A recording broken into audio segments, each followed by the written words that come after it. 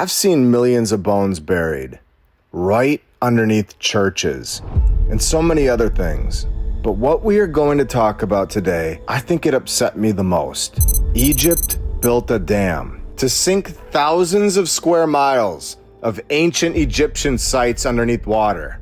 A massive UNESCO-led effort. Between 1964 and 1968, temples in Egypt were relocated. Here we go.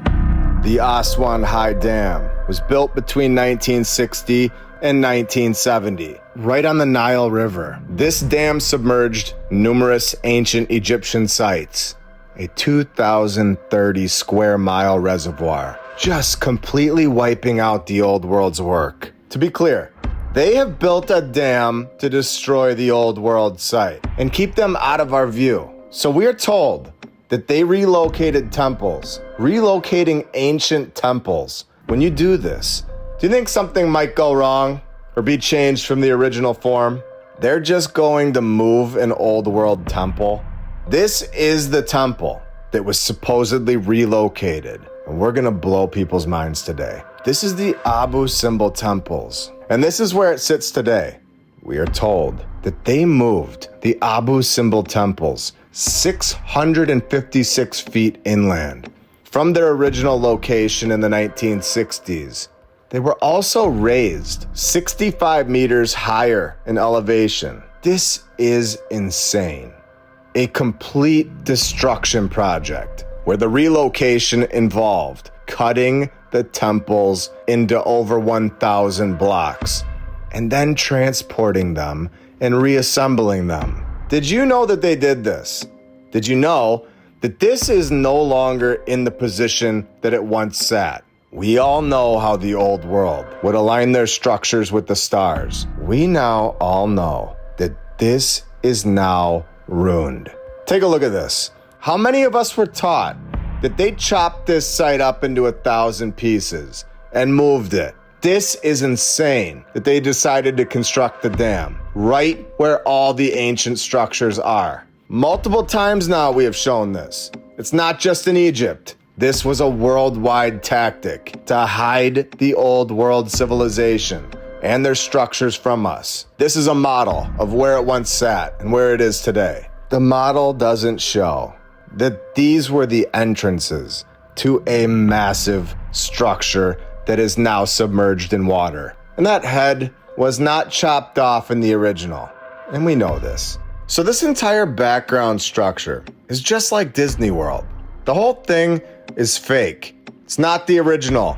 The original is underwater right in front of it. This is a picture from the 1850s in its original position. So the fact that they moved this entire thing and made a Disney version of it 600 feet away, this means that whatever is there right now that we can see cannot be fully trusted as the original.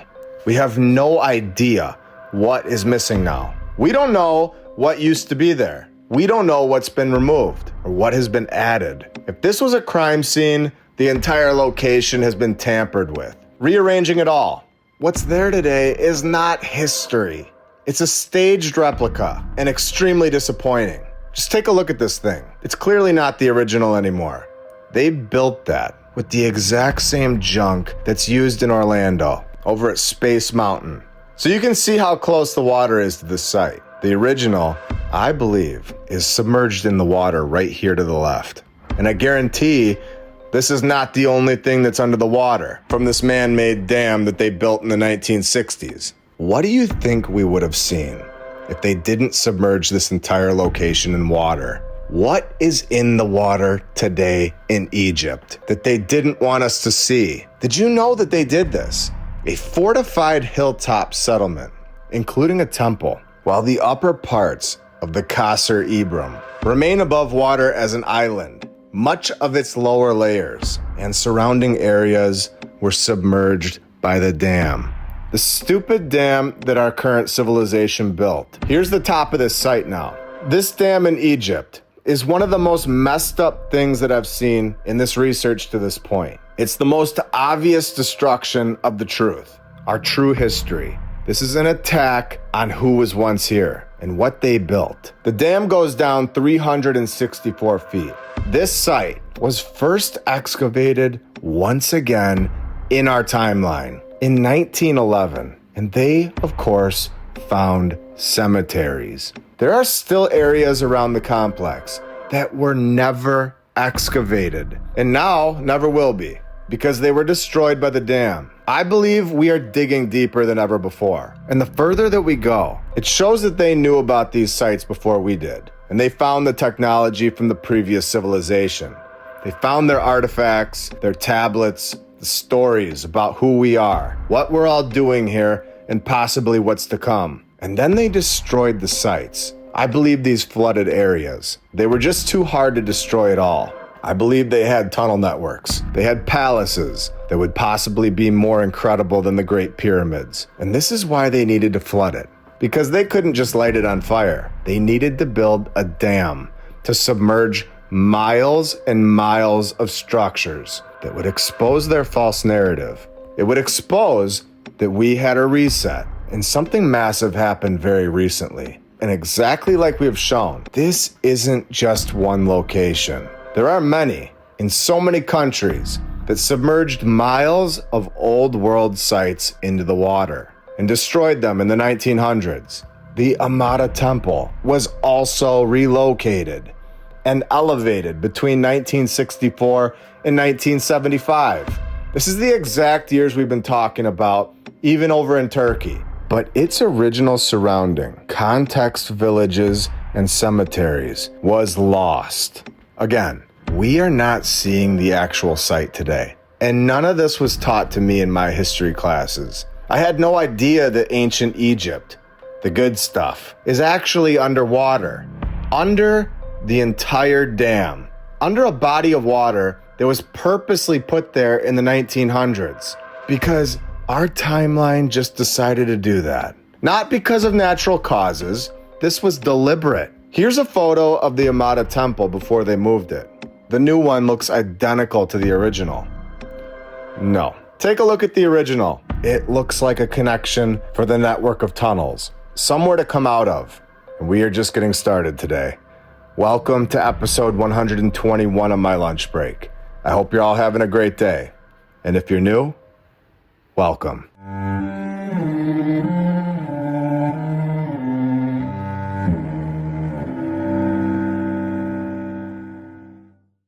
1775 and Rumble teamed up to launch the first anti-aging coffee, and it's almost gone. They dropped 1,000 longevity bundles, and after blowing through most of them, they extended the sale and added a few more. But this is the final push. Once they're all gone, they're not coming back. For $99, you're getting over $250 in value. You get 2 bags of longevity coffee infused with CAAKG to support cellular health and reduce biological age. And yes, they're going to be selling biological age tests very soon to prove it. Plus, you get an ultra rare pea berry roast that makes up for less than 5% of global crops. And you get exclusive 1775 merch. This is real, bold, high quality coffee. Single origin, small farm, small batch. Not some throwaway promo roast. This is made for people who still give a damn. If you believe in America, in freedom, and in not settling for weak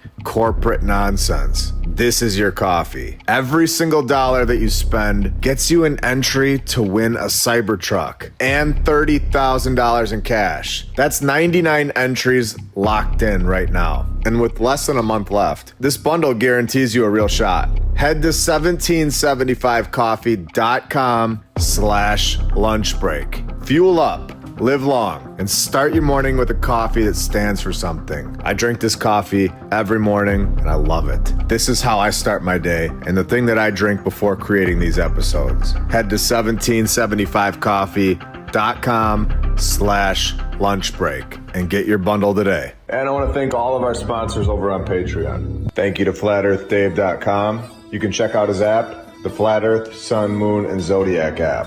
I'll put the link right in the description. And you can use my referral code, MLB. If you click the Tartaria button, you'll see the My Lunch Break playlist right here. The app is awesome. Thank you to Rebecca K, David and Sherry Ferguson, Chuck Templeton, Joy Lee, Stephanie Nolan, the Burlesons, Suez KC, Edwin Rice, Helmut, Charles Kruger, Don Gaston, Dan Woodall, Dale, DJ Clicktrack, Edward and Brianna, Jacob Law, Jim Ribley and Christine Duggan, Kyle Glasscock, PKTFnews.org, Ben Dries NL, Natalie Shippenoff, Melissa Edgar, Biggles, Clayton Lamar, Double Task Homestead, John Adams, Robert Zozolins, The Arnolds, Attila Power, Forbidden Gecko Love, Justin Grobner Grubb, Leah Strong, Dakota Dunn, Ivan Apoctoli, EdgarT-shirts.com, Jason Hochberg, Marie C., Kyle Logan, Alina and Chris the IT Guy, Michael Dingyu, Patriot Armory, Tom O'Hara, Michael D. Connor, C3SCOB, Jeffrey Temple, SonyaDane.com, James Alton, Bucksui, Jason Prest, Suki Warrior, We the People, Migs, Mark Chapman, Muji and DeClan, Ariana Oates, Jenica Joyce, Nathan Burba, Ski, Beacon of Truth, Liberty's Arborist, Thomas Thorpe Peterson, Zinger Coffee and Tea, Kay Moore, DevlinMcGregor.com, Diamond Jewel, David Rauschenbach, Emily Maryland, Felipe, Curious Cat, Mike D, etc., Dan McGee, Lori Hedvig Johnson, Ellie Annie, Seth Craigo, D Woods, Glenn Gunderson, Mousie's Mouse Cheese Records, Robert's Brain is Gone, Extreme Reality Check, Wayne T, Late for Dinner, Wanakar Camo, Paolo Goncalves, Blake, Rick Tapke, Ducks, MDF, TFB, William Richard Jeffries V, Dax Bilchek and Son, Dylan Mugenberg, Leonard Insalacro, Robert Petro, Katz Hill, Susie Q, Yark 143, Sven Eric, Janet Elizabeth, Dr. Mom, Carrie, Kitty Kitties, Making Eagles, GOL, I'm Patriot, Doc Halo, Kenneth Putt, Brenna Fernandez, Paraduction, Henry's Mom, Necrodemonics, A&W Kerrigan, Tim Skin, Rod Wah, Ivan Apoctoli, Growl-Shaped Beacon, Sweetest of Peas, Corbin Mechanical, Buck, VKH Bonner, Papa One, The Meta Center Chicago, Ardra Rogers, Breaking Bigfoot, Lisa Boutwell, AP, Sean Hupp, Rydian and the Residuals, Road Warrior, Jimmy Jacobs, Bruce Latour, Anna Marley and Nunzio, Lucy, The Lady Lacey Show, Shiba Shaba in the Darkness. You guys are all awesome and helping this channel out a lot. When they filled this location up with water, between 1964 and 1976, it submerged an estimated 90% of all archaeological sites in ancient Egypt, including unexcavated graves. What wasn't dug up remains underwater, graves, the previous civilization yet again. The experts, the excavators, when they'd record the structures and objects, they wouldn't count the skeletons. Human remains were often just noted because they were all over this place, and they still are today. They're just under the water. This is a massive burial site, and we know this. We have seen this. Necropolises all over the world. And again, I would bet that they have 6 fingers and 6 toes. I would bet that most of them did not look like us. And this is a massive reason they needed to fill it with water. If you're interested in this, I'll say it again. You need to go watch episode 113 after this. With over 1,000 sites surveyed. Over 1,000 sites now underneath the lake. Cemeteries, settlements, fortresses, temples, and rock inscriptions. They literally just built a dam and covered over 1,000 sites with water within the last 100 years. And nobody said anything. So why don't we all just go in there and investigate today? Let's get a scuba team together and go down there. Well, guess what? You can't. Restricted access to archaeological zones, like Lake Nasser. Lake Nasser is governed by the Antiquities Protection Law, all to prevent looting, damage, or disturbance. They are protecting against us? They think that we're gonna go in there and damage it? Damaging it. Who's the one that actually damaged over 1,000 sites? Who destroyed it all with a massive amount of water in the 1960s and 1970s? Who did this? Was it us? No, Egypt's government did this. And then they turn around and they won't even let you go in the water and go see what's down there because they think that you're gonna go damage it. This is insane. Over 1,000 flooded sites from ancient Egypt, like temples, cemeteries, and fortresses, are considered protected heritage. Diving to explore them without a permit from the Ministry of Tourism and Antiquities, or the Supreme Council of Antiquities, would violate these regulations. Permits are rarely, if ever, issued to tourists. This man-made lake is monitored by Egyptian authorities, including police and military. Off limits to the public. And I wonder why. Off limits to the public, just like we've shown in episode 107, 109, and episode 114. Over 1,000 ancient Egyptian sites submerged in hundreds of feet of water on purpose. And then all of us, we are restricted from diving to investigate. The more restriction that is put on a site, the more walls that are put up, or in this case, water, the more it makes you wonder, what is down there that they don't want us to see? The more they try to hide something, the bigger the treasure. And we know this. A dam is not what we thought it was. It's literally a destruction project. Hundreds of cemeteries were flooded. These contained invaluable artifacts like pottery. Of course, nobody cares about the pottery anymore. We don't want to see it. It's all fake, and it was made in some warehouse. Jewelry and human remains. We know they had texts. They found tablets, and they found the Nephilim, all buried in this location. Again, go watch episode 113 after this. You'll understand exactly why I keep saying 6 fingers and 6 toes. 1,000 sites currently underwater in ancient Egypt. I can't get over this. What was submerged? A massive city is submerged. The city of Aniba, sitting in the heart of the region that is flooded by Lake Nasser, where they just gave it all away. A necropolis, a massive cemetery with rock-cut tombs for Egyptian viceroys and local Nubian elites. The Nephilim, stretching over a kilometer, a massive burial site. Again, submerging it all, submerging 50 acres and the entire city. Are you kidding me right now? How can we ever possibly look at ancient Egypt the same ever again? Its history is completely shredded forever now. Possibly the most incredible stuff was purposely destroyed and submerged underwater in the 1960s and 1970s. And nobody's talked about this ever since. This is shocking. The UNESCO did a terrible job. If their job was to save the old world's work, they did a great job of doing the complete opposite, where the UNESCO partially explored Aniba before it was flooded, uncovering tombs, artifacts, and so much more. Why didn't they save it? It wasn't relocated because of its size. The whole town, where the water rose faster than the excavation could keep up. Only select artifacts were salvaged. The rest was left to the lake. Who did this? Who went in there and destroyed ancient Egypt and got away with it? Should we keep going? Let's thank all of our badge members, all of our Patreons, and every single subscriber, and everyone who likes the episodes. You are all awesome. We are growing this community every single week. Brand new people are now seeing this information because of all of you. We are on YouTube, Rumble, X, Instagram, TikTok, Rockfin, and Spotify. The fortress walls, temple ruins, residential streets, and hundreds of tombs are now underwater. Who is responsible for this? Who decided that over 1,000 ancient Egyptian sites needed to be underwater?